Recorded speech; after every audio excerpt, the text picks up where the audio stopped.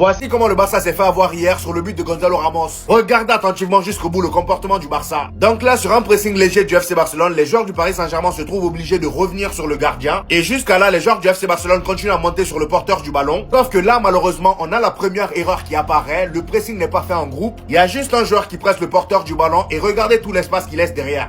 Regardez. Et cet espace-là va être utilisé par Kangin. Il fait la passe à Mbaye et ce dernier refait la passe à Vitinha. Et à ce moment-là, il n'y a personne sur Vitinha. Regardez tout le boulevard sur le côté droit. Balde, il est où? Balde, il est où? Je suis désolé, on passe notre temps à critiquer Gérard Martin, mais au moins lui en première mi-temps, il faisait pas ce genre de choses. Regardez comment votre Balde a complètement oublié Hakimi. Ce dernier a juste eu à faire la passe. Et là, t'as Jules Koundé qui oublie complètement de marquer Gonzalo Ramos et but. Ce qui me choque même dans l'attitude de Jules Koundé, c'est la manière dont il est complètement désintéressé. Il n'avait pas l'air du tout concerné. Regardez comment il court. Regardez. Il s'en fout. Peut-être que dans sa tête, il espérait un hors-jeu, mais non, dans ce genre de match-là, tu peux pas prendre ce genre de risque. Et d'ailleurs, en parlant du hors-jeu, hier après le match, les amis, voici ce que Archivo VAR a dit. D'après eux, il y avait bel et bien hors-jeu de Gonzalo Ramos, et qu'encore une fois, c'est une grave erreur de la VAR. En fait, ils disent que les arbitres sur le terrain ont jugé sur un plan où le ballon était déjà parti des pieds d'Hakimi. Et je suis désolé, moi-même quand je regarde le même plan qu'eux, je vois Gonzalo Ramos en hors-jeu. Après, je sais pas comment ils se sont débrouillés pour juger, mais en tout cas, là, quand je regarde, il y a hors-jeu. Et encore une fois, dans ce genre de match-là, tu peux pas prendre ce genre de risque. Avoir jeu sur le but de Gonzalo Ramos, le PSG a volé le match. Ah, et les Barcelonais, vous êtes gênants, mais tellement gênants carrément. Perdre contre l'équipe C du PSG, déjà c'est une dinguerie. Maintenant venir crier à la VAR, c'est encore plus une dinguerie.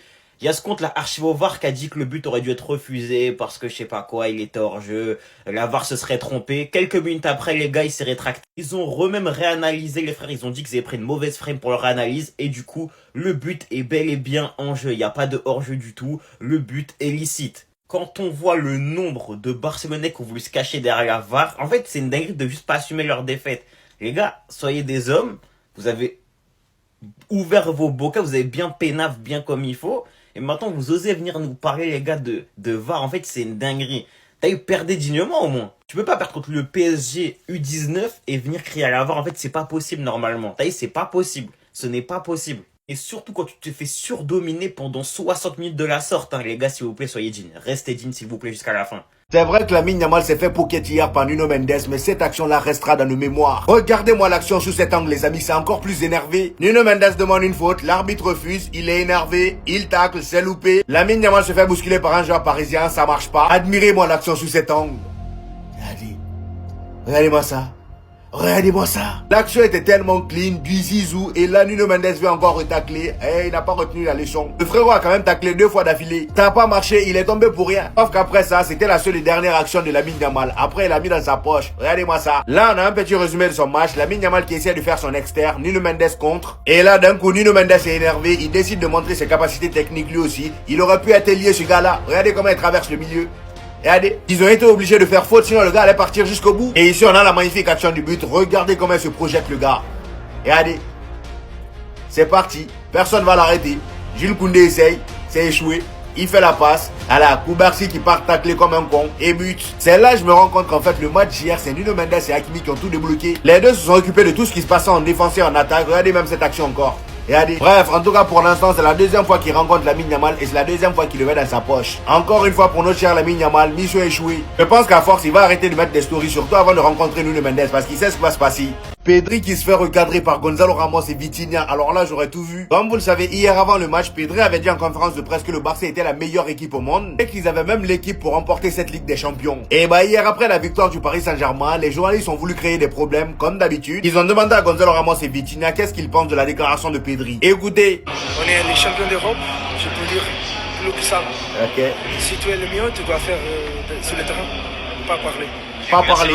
Et Vitinha, lui, n'est pas passé par 4 chemins. Il a tout simplement dit, il y a souvent des déclarations avant les matchs et ça peut passer. Nous, on en a rien à foutre. En gros, vous pouvez dire ce que vous voulez, on s'en fout. C'est sur le terrain qu'on parle. Y a pas de on a mission ou je ne sais quoi. On vient, on te tabasse et on repart. Bon, j'ai rajouté ma part, mais vous avez compris. Et d'ailleurs, en parlant de la défaite du FC Barcelone, Hansi Flick a trouvé une excuse. Voici ce qu'il dit. Il dit, on a encaissé des buts à cause de la fatigue. Ah bah tiens, la fameuse fatigue. La même fatigue qui est apparue face à la Serbie. Il dit, on a bien mieux joué en première mi-temps qu'en deuxième mi-temps. Ça, je suis d'accord. Le Paris Saint-Germain Saint-Germain est une grande équipe, ils ont des joueurs très jeunes et ils étaient à un excellent niveau. Ils avaient beaucoup d'absents surtout. On n'a pas joué à notre meilleur niveau et c'est difficile contre des équipes comme celle-là. Ils méritaient la victoire et on doit les féliciter. Même s'il a placé une petite excuse, au moins il reconnaît que voilà, le Paris Saint-Germain mérite la victoire, c'est très bien. Alors moi qui pensais que c'était simplement une défaite du FC Barcelone face au Paris Saint-Germain, non en fait c'est bien plus que ça. Que ce soit les joueurs ou les supporters du Barça, ils ont vraiment pris ça comme une humiliation en fait. T'as Jules Koundé qui nous met des photos en noir et blanc comme s'il était mort. Lamine Yamal qui supprime ses stories d'avant-match. Pareil, t'as Achraf Hakimi qui envoie un message subliminal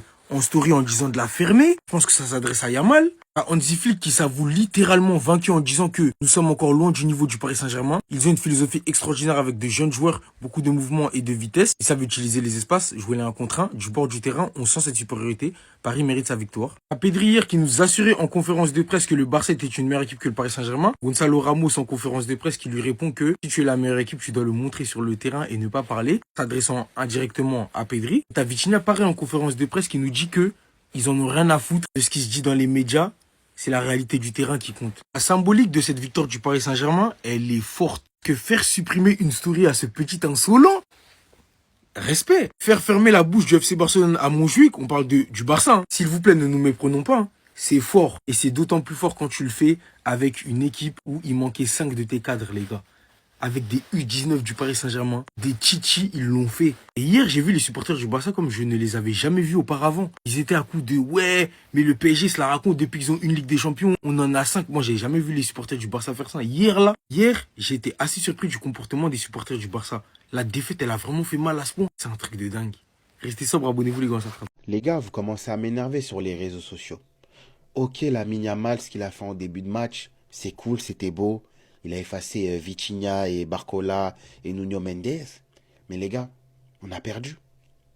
On a perdu. Et je vois ça depuis ce matin, c'est en train de m'énerver. Il n'y a pas des gens lucides qui sont capables de nous montrer nos failles là aujourd'hui. Le fait que Mbaye ait pris l'ascendant sur Jules Koundé, ça vous choque pas plus que ça? Les choix tactiques d'Hansi Flick de faire jouer Baldé dans un match comme ça, il revient de blessure. C'est même lui qui nous coûte le deuxième but. Parce que oui, sur l'alignement, Baldé, il revient tardivement. Il n'était pas bien positionné. Hakimi, il a tout le temps de faire cette passe à Gonzalo Ramos. Je le répète encore une fois, défensivement, ça a été la catastrophe. C'est inadmissible de prendre ce premier but. Il sort d'un pressing de Jules Koundé et de Lamine Yamal. C'est ses qualités intrinsèques. Mais quand il arrive devant notre défense, De Jong, il est passif, il le regarde. Jules, il le regarde. Surtout Koubarsi qui se fait effacer d'une telle facilité face à Mayoulou. C'est très grave. Hansi Flick qui fait sortir Marcus Rashford, qui est l'élément le plus en jambes parmi les offensifs, derrière Lamine Yamal. Tu tardes à faire sortir Dani Olmo, mais ça a été une leçon tactique de Luis Enrique aujourd'hui. Parce que lui, il a su corriger les failles de son équipe en temps et en heure, en replaçant Barcola sur le côté de Gérard Martin et mettre le petit Mbaye sur le côté à Koundé. Et nous, de notre sens, en seconde mi-temps, plus de pressing, on est acculé, on se fait dominer chez nous. Et surtout, à la 90e minute, alors que tes joueurs ils sont cramés, tu joues encore le piège du hors-jeu. J'espère que ce match-là, il sera pris comme référence pour changer les choses, Hansi Flick. Parce que là, ça commence à faire beaucoup. J'espère vraiment que vous êtes fiers de vous, bande de schlag que vous êtes. Vous me dégoûtez. Vous me faites honte aujourd'hui. Vous avez réussi à perdre contre une équipe du PSG complètement décimée. Une équipe du PSG, une équipe B, une équipe C, une équipe W du PSG. Vous avez réussi à perdre. Vous avez pas honte. Vous avez pas honte, vous êtes sérieux? Une équipe qui, ils étaient à 2 doigts de mettre DJ Snake en attaque tellement qu'ils avaient plus d'attaquants, les gars. On a perdu contre ça. On a perdu contre ça. On s'est pris des buts de Mayoulou et de Gonzalo Ramos. C'est une honte. Et je vous le dis, les gars, il n'y a aucune excuse. Aucune. Commencez même pas à me parler de l'arbitrage, de ouais, mais nous ici, le Barça nous manquait des joueurs. Les gars, c'est la honte. C'est la honte. On s'est fait tartiner chez nous à domicile. On a été complètement inexistant en deuxième mi-temps. On était très mauvais. Je vous le dis, les gars. Pour moi, c'est le pire scénario que j'aurais pu imaginer. Même un match nul, les gars, pour moi, ça aurait déjà été honteux. J'avais dit avant le match, les gars. Mais un match nul, on n'a pas le droit, les gars. Et là, on perd ce match. Mais ça aurait été quoi, les frères? Ça aurait été quoi s'il y avait une équipe du PSG au complet en face de nous? Vous vous rendez compte de ça ou pas, les gars? Vraiment, vous êtes des vrais clowns. Vraiment, me parlez plus, les gars. C'est fini, les frères. Je vous le dis, les gars, aujourd'hui, le Barça n'est pas favori pour la Ligue des Champions, les gars. On n'est pas le club qu'on pensait être, les frères. Tout simplement, les gars. C'est ça la vérité. Aujourd'hui, les Parisiens, ils nous ont juste mis la réalité en face, en fait. Tout simplement. Je suis désolé, les gars. Je suis désolé, les frères. Réussir à faire un match pareil, réussir à perdre à domicile contre une équipe, entre guillemets, aussi faible. Une équipe autant décimée par les blessures, une équipe dans laquelle il manquait toute l'attaque, je vous le dis les gars, c'est la honte. C'est bon. C'est bon ou pas, les gars? Et commencez pas à me dire, ouais, faut supporter, j'en ai rien à foutre, les gars. C'est juste la vérité. Je vois beaucoup de supporters dramatiser et même s'énerver devant cette vidéo en expliquant que pourquoi ils supportent le Barça, qu'eux ils rigolent après une défaite. Les gars, c'était qu'un match de poule face aux champions d'Europe. Certes l'équipe B, mais une équipe qui est mieux structurée, une équipe qui est plus forte mentalement et un coach qui sait ce qu'il doit faire. Un coach qui a une tactique parfaite. C'est qu'un match de poule les gars, on reviendra plus fort. Les gars, c'est que le premier match de la saison, c'est notre première défaite de la saison. L'objectif, c'est de finir minimum dans le top 4 en LDC, ce qui est toujours possible. Le PSG a su faire ce qu'ils savent faire le mieux, rendre les équipes nulles. Faire croire au monde qu'une équipe est nulle tellement il les écrase dans le jeu. Sur internet, ils ont fait tout un cinéma concernant les absents, mais au final, quand on a vu les deux équipes jouer, on a très bien vu quelle absence pesait le plus. Ce n'est pas une excuse, c'est des faits. Les efforts défensifs de Rafinha et aussi son aspect décisif, car c'était notre meilleur joueur en LDC la saison dernière et cette absence, ça s'est fait ressentir. Garcia qui nous rassurait, qui nous a même sauvé face à Newcastle, contrairement à Tech qui à chaque fois qu'on tire sur lui ça rentre. Cette absence là aussi elle s'est fait ressentir, je suis désolé. Quand Olmo est nul dans un match, la solution c'est Fermin Lopez. Fermin Lopez absent, cette absence là aussi elle s'est fait ressentir. Et un coach qui contrairement à Enrique n'a pas eu de couilles. Enrique n'a pas hésité à jouer Mayulu et Mbaye, alors qu'il avait Kangili et Gonzalo Ramos. Tout comme Flick aurait pu ne pas hésiter à jouer Dro. Et il a préféré garder Olmo, sortir Pedri, ensuite faire rentrer Casado, Bernal. Enfin bref, j'ai rien compris à ces changements. Enfin bref, et la grosse erreur d'avoir favorisé Koubarsi devant Araujo qui fait un meilleur début de saison, ou bien même Christensen que je trouve pas assez respecté. Enfin bref, le PSG a montré au Barça que malgré leur absence, ils sont beaucoup plus rodés. Enfin bref, sinon vous les gars, vous en pensez quoi? Ramenez-vous sur Snapper sans dit. Le frère d'Araujo à Cook, il a mis en story « Qu'allez-vous blâmer désormais, Araujo ?» Et qu'est-ce qu'on doit répondre? Qu'est-ce qu'on doit répondre? Après, c'est pas le moment, je pense. Le Barça vient de perdre, mais est-ce qu'on peut lui en vouloir au vu de toutes les critiques que son frère a reçues? Non. On ne peut rien dire. Parce que la conclusion, c'est que Araujo se fait déchirer sur Internet depuis 2 ans suite à son match contre le PSG et son entrée face à l'Inter. Il n'était pas titulaire aujourd'hui face au PSG. Flick a préféré Koubarsi et Eric Garcia. La finalité, c'est quels sont les regrets des Barcelonais? C'est que Flick n'ait pas titularisé Christensen ou Araujo. Car comme je le répète, pour moi, en ce début de saison, c'est eux les meilleurs. C'est Araujo le défenseur le plus régulier de août à septembre. Et Christensen, c'est la même chose que ce soit avec le Danemark ou le Barça. Le frère d'Araujo vient tout simplement de cook tous les haters de Araujo. Parce qu'on sait tous très bien que si jamais c'est Koubarsi qui avait fait le même match que Araujo, tout le monde allait le détruire. Tout le monde allait le dégommer. Non, franchement, les gars, c'est dommage. Juste, j'espère que maintenant Flick va retenir la leçon et qu'il va fonctionner à la méritocratie en défense, malgré ses plans de jeu et ses chouchous. Les meilleurs actuellement, c'est Eric Garcia, Christensen et Araujo. Ça s'arrête là. Enfin bref, sinon vous les gars, vous en pensez quoi? Ramenez-vous sur ta patience en est. En fait, les gars, je suis obligé de refaire une vidéo parce que je suis dans l'incompréhension totale, je suis dans le flou. Qu'est-ce que Dani Olmo montre à l'entraînement à Hansi Flick pour être un titulaire indiscutable? Qu'est-ce qu'il montre à Flick? Ça va faire la 2e saison de Hansi Flick et on a tous compris une chose. Le truc le plus important pour Hansi Flick, c'est le pressing. Le truc le plus important pour Flick, c'est l'intensité et le pressing. Mais est-ce que Dani Olmo est un joueur qui met de l'intensité et qui presse? Non. Non. Donc qu'est-ce que Dani Olmo montre à l'entraînement pour autant satisfaire Flick? Pour autant qu'il soit indiscutable? Nous connaissons tous les qualités de Dani Olmo. C'est un joueur fin techniquement, à l'aise avec le ballon, qui a une bonne finition, avec un gros IQ football. Il est archi respecté dans le vestiaire pour son intelligence de jeu. Très bon dans le placement, il combine bien. Il a une capacité à éliminer les joueurs sur un contrôle orienté ou un crochet. Mais le Dani Olmo que nous avons depuis 4 mois, il ne fait rien de tout ça. Déjà qu'il ne presse pas et qu'il met pas d'intensité, il a du déchet, il fait les mauvais choix. Et en plus de ça, il rate. On sent que c'est pas un Dani Olmo en confiance. Le Dani Olmo qu'on connaît, mais là, il met feinte de frappe. Le Dani Olmo qu'on connaît, c'est une feinte de frappe qu'il fait. Ou bien il t'a placé le ballon correctement. Moi, les gars, je pense que Dani Olmo, il est plus en confiance. Et j'espère que Flick arrivera à le réveiller. Donc les Barcelonais, c'est la faute du président si vous avez perdu. Tu dir-li i enviar-li un missatge al senyor Laporta, sisplau, és del tot inacceptable que vinguin, posem 10.000 seguidors de l'equip que sigui i que se sentin més durant tot el partit que 40.000 seguidors del Barça. Necessitem la gata, busquin una solució, però necessitem que algú posi aquí una mica d'animació en aquest camp, perquè això és totalment inacceptable. Així és penós, no puc dir-ho d'una altra manera. Monsieur le président est trop occupé avec son narguilé ananas. Et puis tu cites son nom pourquoi? Guette l'état de ton Camp Nou qui devait être pris il y a belle lurette, mais ton président il était trop occupé donc il a préféré te mentir. Tu ne trouves pas ça normal que les supporters parisiens fassent du bruit? Mais ils sont chez eux. Mais ils sont chez eux, ils sont à domicile.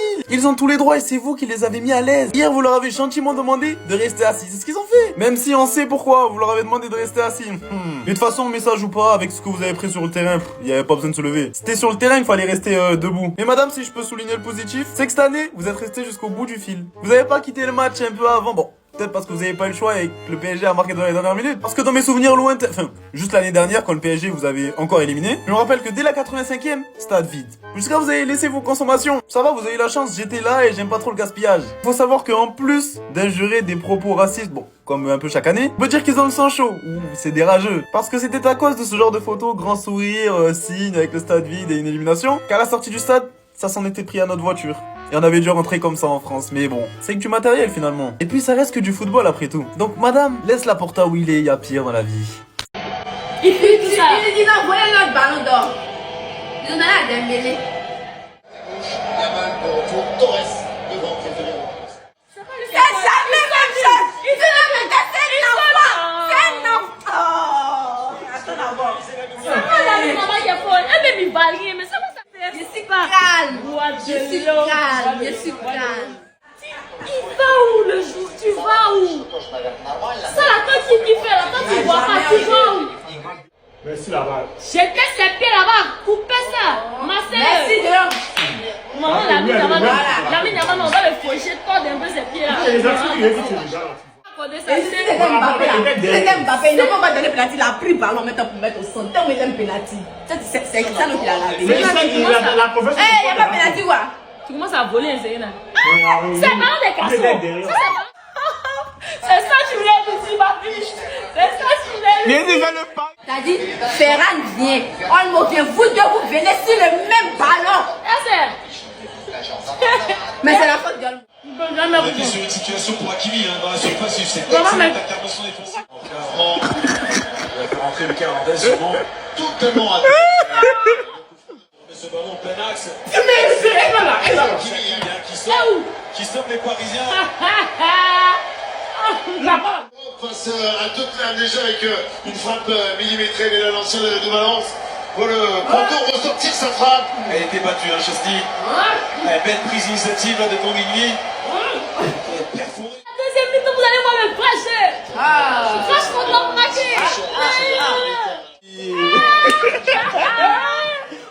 Jolie. Bassa Boué. Non, j'ai pas dit ça. Bassa Boué. Bravo. Non mais bravo. Bravo, le PSG c'est le club en question. C'est le club qu'il faut supporter. Non, si t'es pas madrilène, ne dis pas ici. Non, c'est magnifique. C'est magnifique. Je suis bleu aux as.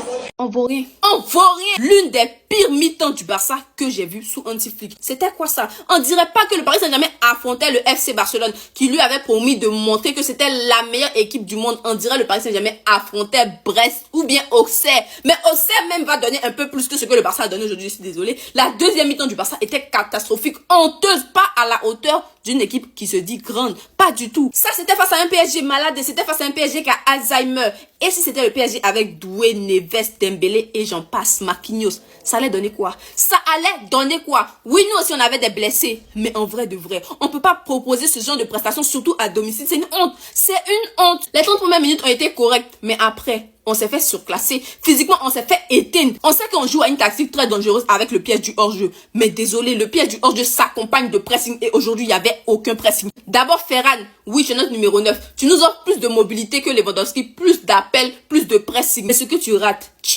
même chien peut pas rater ça. Lamine Yamal, il est foué. Quand ça vous fait story sur Instagram, tu es premier. Parti derrière tes grandes sœurs de 30 ans, tu es premier. Mais aujourd'hui, tu as été absent. Si c'est pas la première mi-temps où il a tenté de bonnes choses, en deuxième mi-temps fantomatique, il a disparu comme ça.